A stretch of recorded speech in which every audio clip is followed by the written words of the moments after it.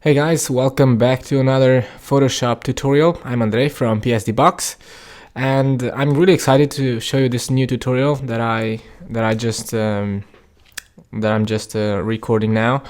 I will show you a really nice effect that I applied to this image, and so this is not going to be a manipulation tutorial, but I'm going to show you something really nice. We'll make some light effects. We will work with the shadows, highlights, and I'll also show how to use the apply image on a layer mask to control the amount of light that you let through. So we'll see some other adjustment layers and masking and stuff like that.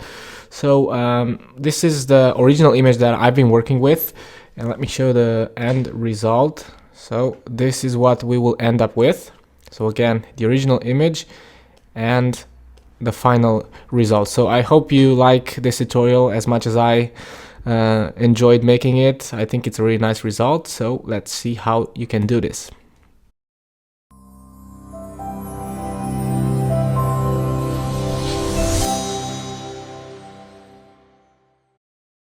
Okay, so a few things before we get started. I used, this picture is from depositphotos.com. I usually get my stock images from there because that way I don't have any copyright problems and things like that. But for if you don't have an account or if you don't want to purchase this image there, I'll give you a smaller resolution size, about 1000 pixels or maybe a bit smaller. We'll see.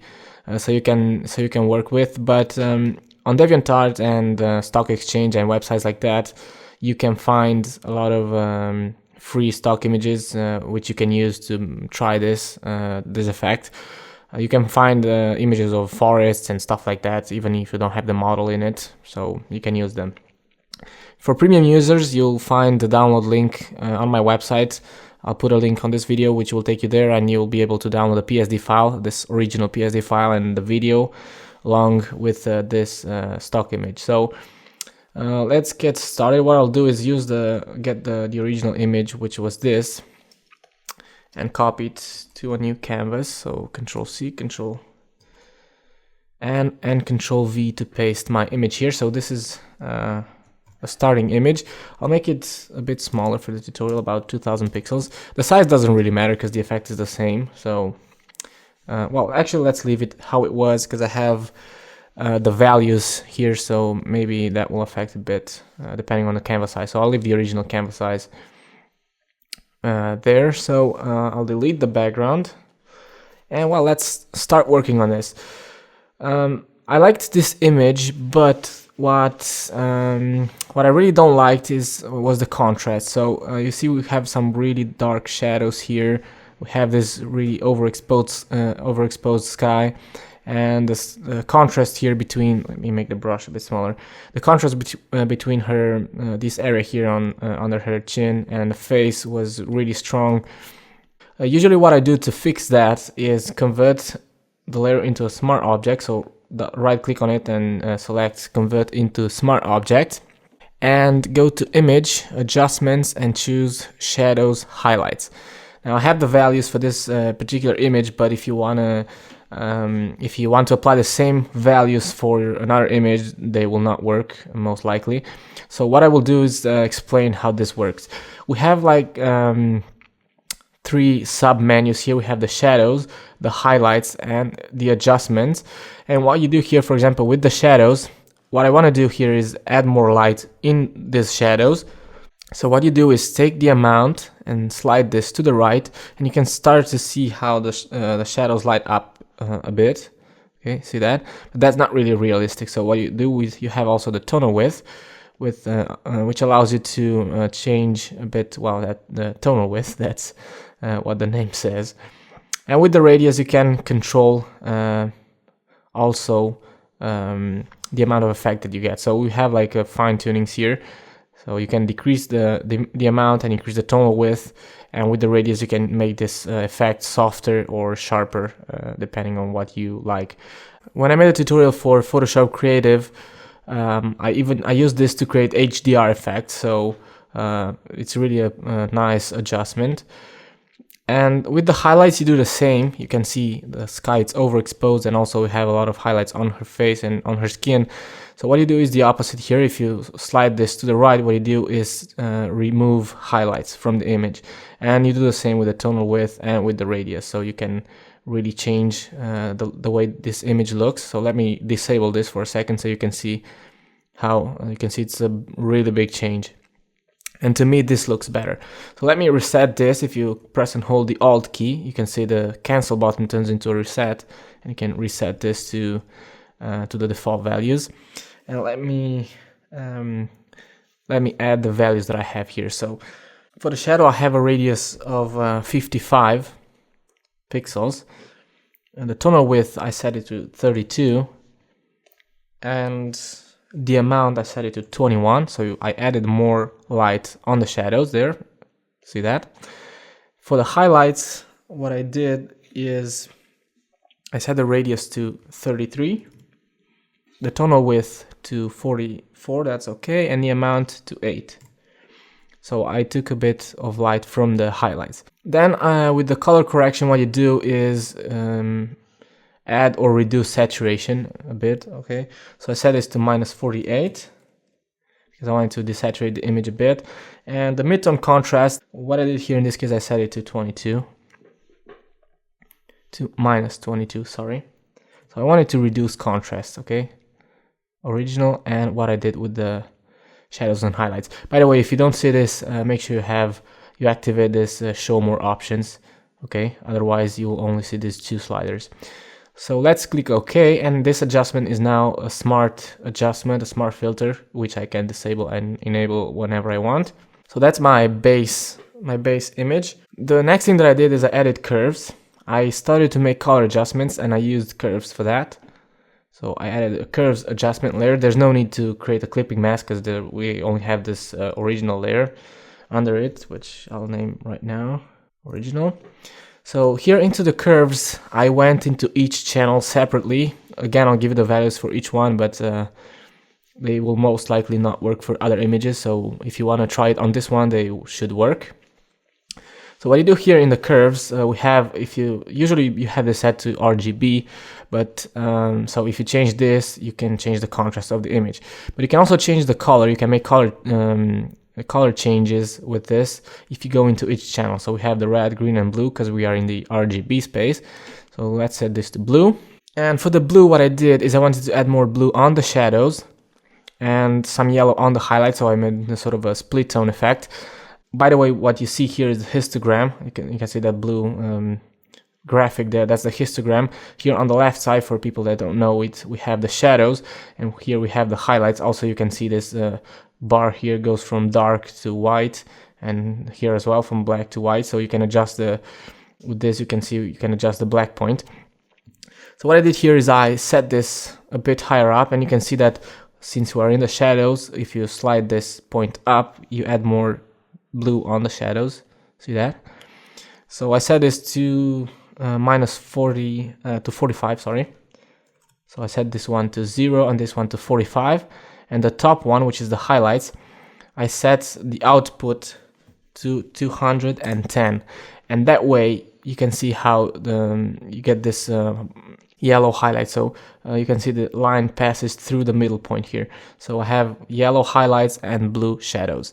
Then on the green, I made some adjustments on the green as well. So in this case, I only changed the highlights. The opposite of green, let me explain that back on the blue. The reason why when you turn this down, it becomes yellow is because the opposite of blue is the yellow color in the RGB space, okay?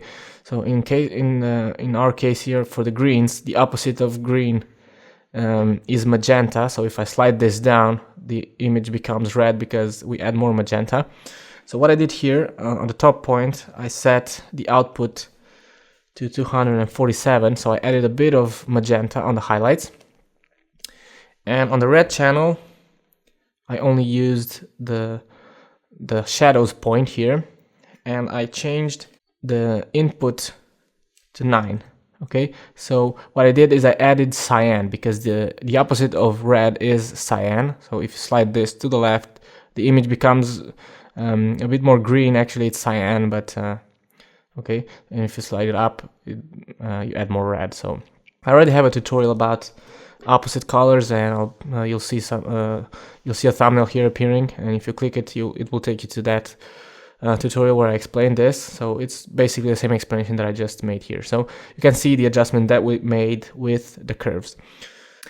But I wanted to make this change only on the background, so I didn't want this adjustment to affect the woman. So what you do is select the layer mask, select the brush tool, make sure you have the foreground color set to black, and we will paint.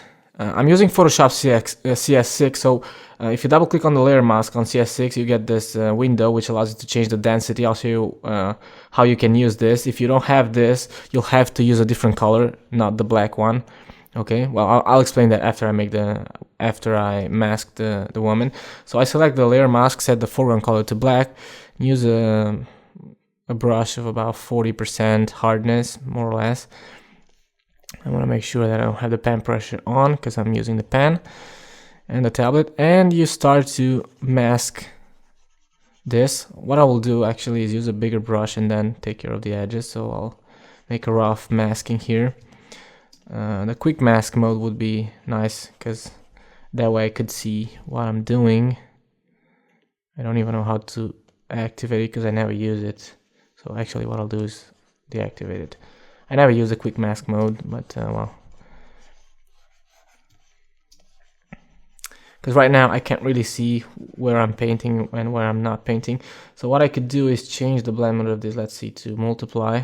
Yeah, that way I can see it a lot better.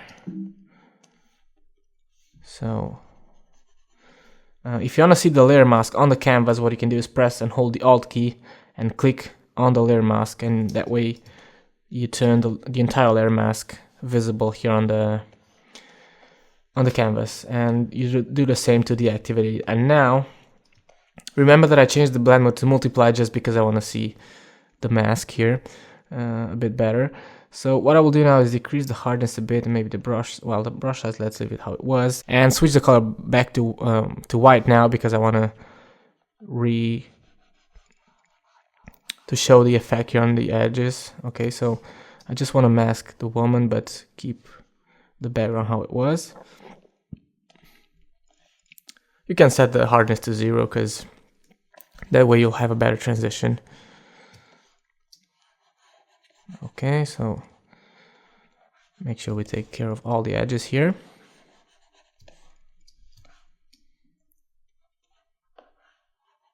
You don't need a really precise selection because this adjustment is not really that noticeable. So you'll see that after I change the blend mode back to normal.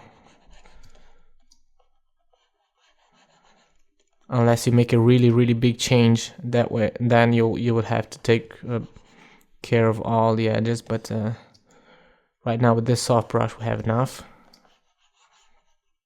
Okay, with the X key you can switch colors if you want to switch from black to white. Okay, so right now I'm painting with white because I want to make sure that the effect is only visible on the background but not on the woman. Maybe I could make the brush a bit smaller here because the skin is a bit sensitive, so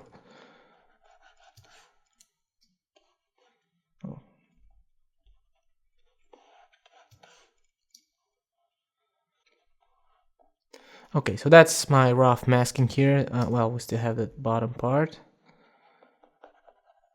Let's not forget about that. And that's it. Let's change the blend mode back to normal, and let's see the difference. So with the shift key you can disable the layer mask, so without using the layer mask and with the layer mask. So I wanted to have the original colors on the woman. Now let's talk a bit about that density that I showed you.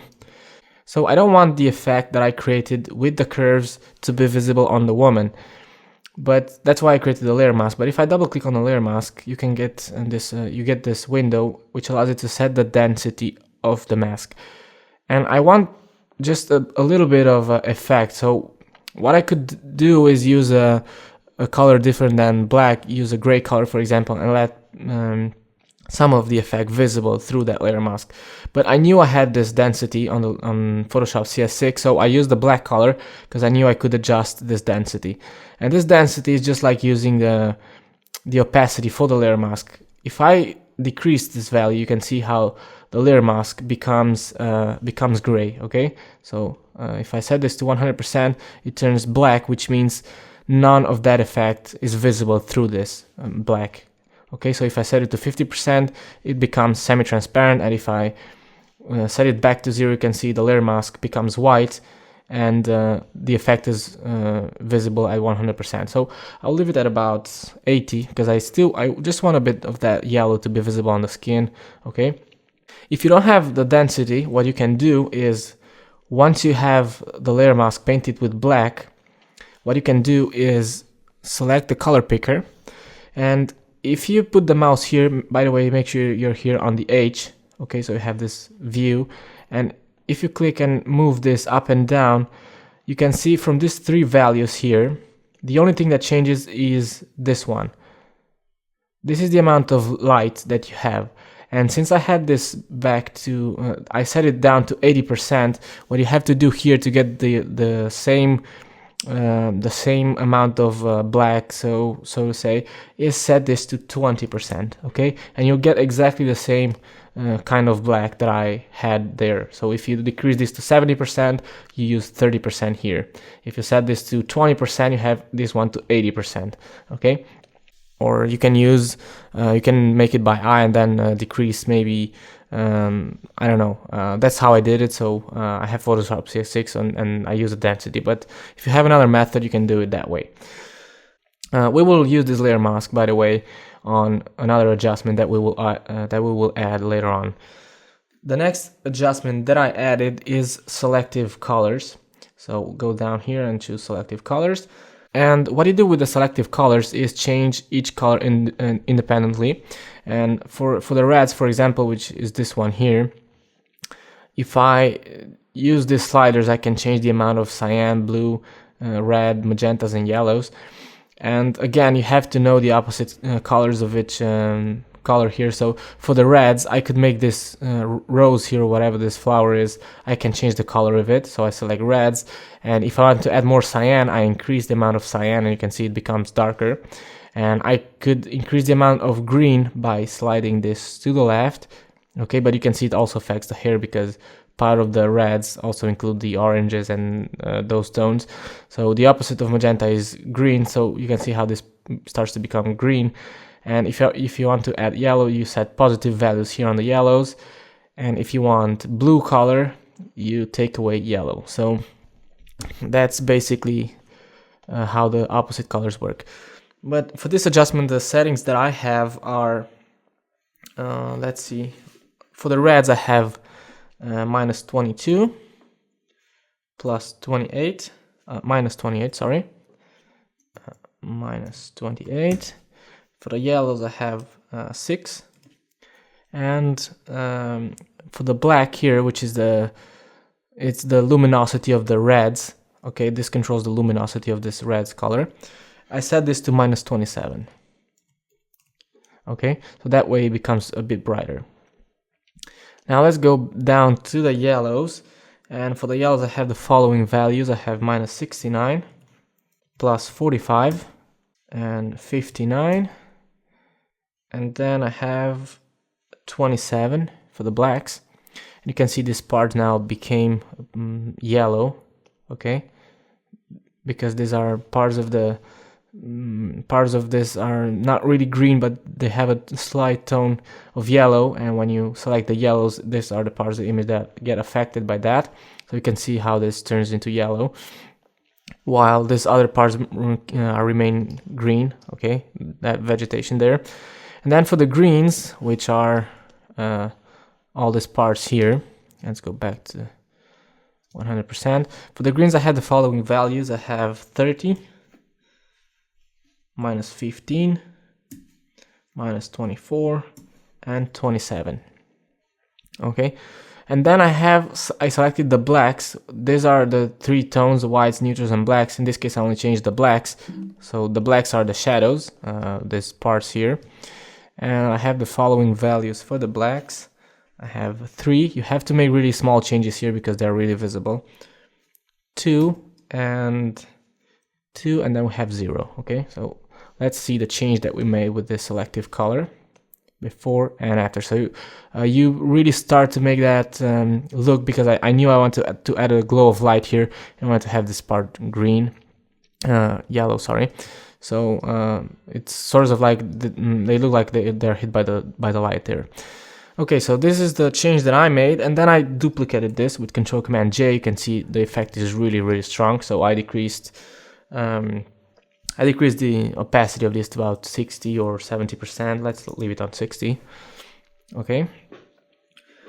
And the following thing that I added is a gradient map. So add a gradient map, and the colors that I set here again are blue and red. So for the blue tone, I have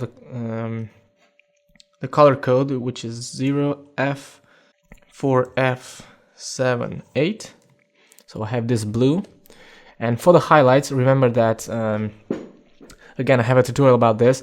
The gradient map, what it does is remaps the color of the entire image. So on the left side we have the shadows. That's why I have the blue on the shadows. And for the highlights, which is the right part, I have a yellow color. And the code is E4BB76A, sorry. Okay, so I have this tone of yellow for the highlights. And I set the blend mode of this to screen. Now the screen blend mode always makes the image brighter, see that? So I had to reduce the opacity to about 16%. I just want to add a bit of yellow, a bit of light there, see that? And give that sort of split tone effect again. And you can see that affects the woman. So what I did is I copied this layer mask here. And the way you do that is select the layer mask, press and hold the Alt key, click and drag this on top of this other layer mask and let go. And it will ask you if you want to replace the layer mask, and choose yes. And that way this adjustment will not affect the woman because we masked her out. But let's reduce that density, as I said, to about 80%. And this one as well. Okay. The next thing that I wanted to do is add a sort of a bit more shadow here and more light. So leave the light here and darken a bit the corners. I knew I wanted to have the light here, so it would kind of the light would be here. Let me show you that. So I will have my light here, okay, and it will be something like that. So I wanted to have all this part here, I wanted to have that in shadow, okay? So that's why for that I used a color fill. Now I know we added light here on the shadows, which is good, but we added that because we had too much contrast. Here we will not add contrast, we will simply darken it a bit. So I used a solid color for that, and again here I used that another option that was there on the same place where the density was. I'll show you that, and I'll give you the color for this. It's 191B20, so really dark blue. I didn't want to use the black color, so that's why I used this one. So the next thing that I did is I want to mask the middle part, this part as I just showed you. So I'll reactivate this, select the layer mask, get the elliptical marquee tool, and I don't want to have a round selection, a circular selection like that. So I created sort of an oval like that. Right click and choose transform selection, and now just rotate that a bit. So I knew I had my light somewhere there. You can decrease the layer mask, the opacity of the layer just a bit so you can see it better. Okay, so I want to have something like that. This part here is where the light will be, and this part here will have that color. So press enter to accept your change. And now with this layer mask selected, make sure you have the foreground color this time set to black and click OK. And with the selection active, press and hold Alt and backspace, or choose right click and choose fill and choose from use black and click OK and get the same result. Okay, Let's reset the opacity back to 100%, so we have this effect.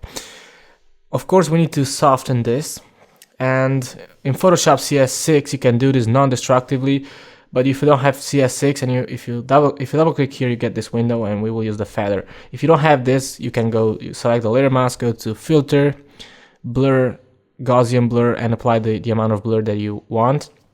But in Photoshop CS6 we can do this non-destructively by increasing the feather. So increase this to something really high. I don't remember now exactly the value that I had, but something like that, because I want to have this really smooth transition. And I set the blend mode of this to multiply, I think. Let me check my notes here. Yeah, I had it set to multiply at 40%. So you can see how this becomes darker. But the problem that we have now is that if you have a highlight here, it starts to look a bit washed, the color there. Okay, see that? I don't know if you can notice it, this highlight here. It doesn't look realistic, it just becomes a bit darker, but it's not really realistic. So you can also try the soft light blend mode, because with the soft light blend mode, you don't affect the highlights. Okay, so you can take a look here. The highlight is not really affected, just the shadows around it. That's what the highlight does. What I did in this case, I used both. I created a duplicate, so I set this back to multiply, the bottom one. Left it at 40% multiply, and then I used this one on soft light and set the blend mode to the saturation, the opacity, sorry, to about 50%. Okay, so that's how I got this result. But even so, it's kind of strong. I'll probably decrease the opacity of the bottom one, of the one that I have on multiply, to about 30, and this one to about 40, because it's too dark. Okay. Anyways, we will add that glow of light, which will make the whole image a bit brighter. And the next thing that I did is I added a hue saturation. You can also use vibrance if you want to. And I increased the saturation to plus 19, sorry. Okay, that I wanted to make the image a bit more vibrant. See that? Especially here on this yellows. And then I created that glow of light. And we will do this on 2 stages, or 3, we'll see. So we'll create a new layer, let's name this glow. And I set the blend mode of this to screen, because this is the blend mode that I use usually to make this kind of glows of light. And I want to use a similar color to this, so I'll select an orange like that. And first I'll select a darker tone, something like this.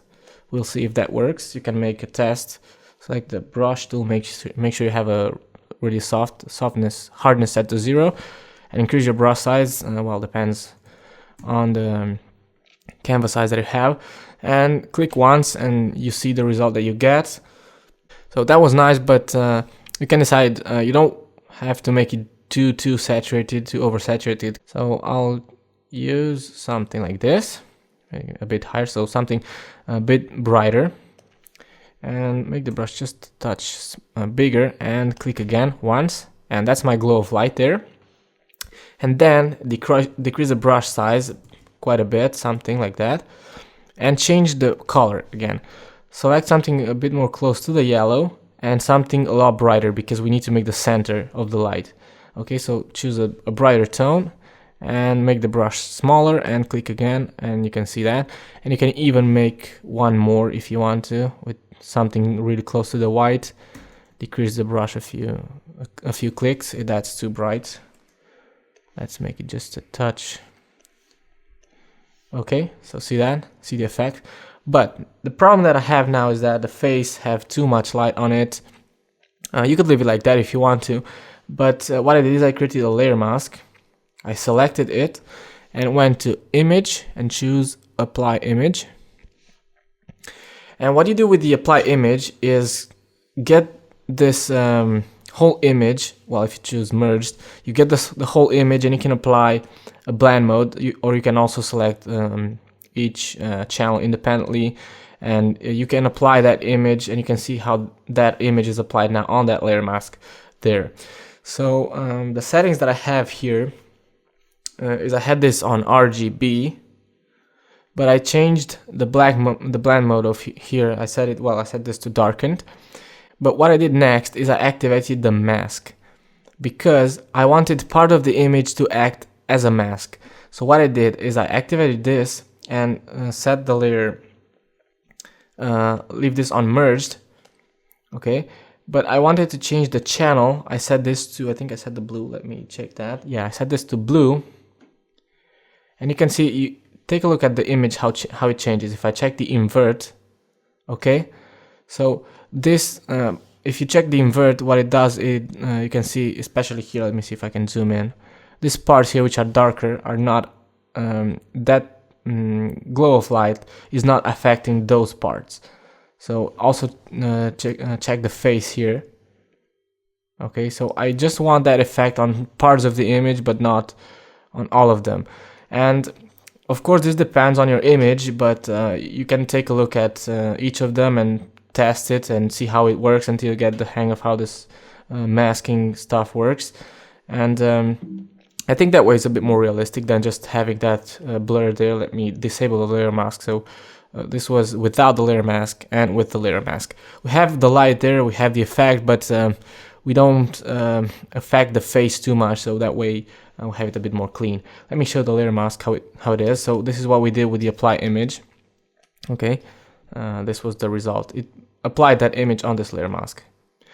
So this is the effect that I added. The next thing that I did is I added a color balance. I use this as a general color controller, let's call it.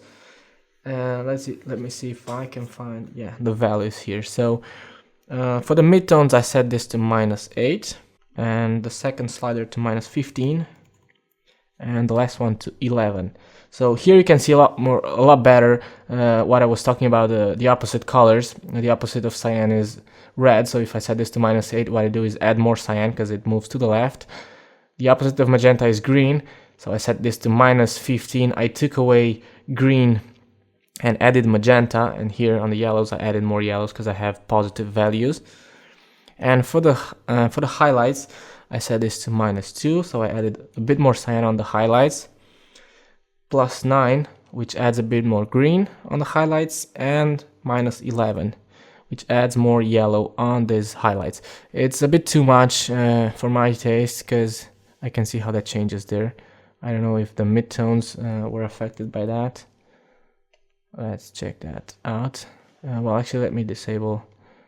Yeah, this turns into, it's too yellow. I want it a bit more orange. So what I will do is select, because I like this, the change that I did with the color balance, but I want to change a bit the glow of light. So I will select this, press Control Command U to the hue saturation, and increase the saturation, and maybe change a bit. Yeah, I want it a bit more towards the red, the orange, and decrease the saturation a bit, something like that. Okay. And on the original, I also added a few butterflies there. I'll give you a link to where you can find butterflies. Let me show you that.